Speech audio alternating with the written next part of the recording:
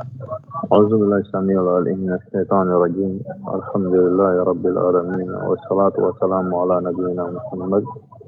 وعلى آله وأصحابه ومن تبعهم بإحسان إلى يوم الدين. السلام عليكم ورحمة الله وبركاته. ينبغي أن أبرز لكم نسلم يا تفضيل. قلت منكم في الحمد لله أصحاب الجيل بيدمي kata ana ustaz na marba basona aka yoroko la o hatula jigiro ko nyal harsa ko de men min besena aywa nambal mo ko na benna watninga wati kana corona ko sobe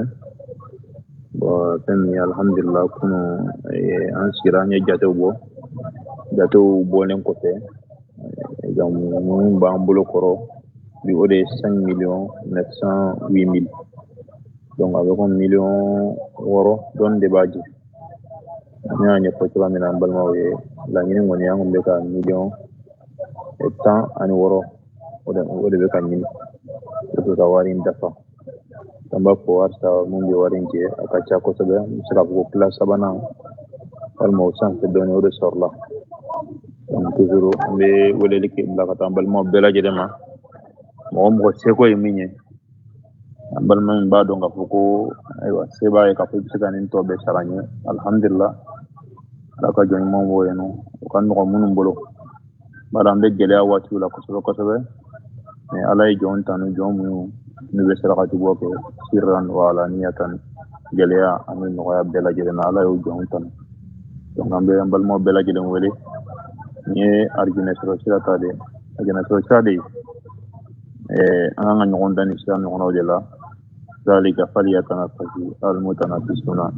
نون دان كما نون دان نون او de la ni ngon dan kenede donc ambani nambal mo bela jene sangabo bela jidanga sekoke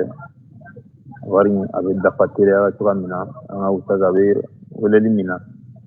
kata ala kilem to batulima ani katugu kiren nofe mo nyima munon temna loka saka wo wele limina nam sika demo o kan tukamina arta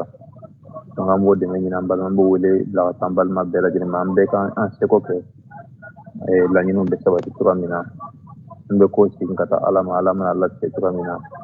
o da ke ko nyima ambani ala fe alaka kunya alaka tin ko nyima alaka noya ala mi na yi min joli na ya no ganye min sera ka jo ye le ka kono sebe ala yi ko fana be no ka tukamina ka fotala amba don ko hamibu mo chama be sitin non ko nana bi sebuliye ni kuma kan te ko sinefla siti ko nana tika fotala mi ala mana mulla ke tukamina ko ke ko wato anyuma yode ala de bodon yala ka hikma de ala re bando hikma mbo kola lo ko sin kata alama ba ni ala ka lanyini ala ka dafa ko ma ala ko no wani salli ala muhammad. Assalamu alaikum wa rahmatullahi wa barakatuh. أعوذ بالله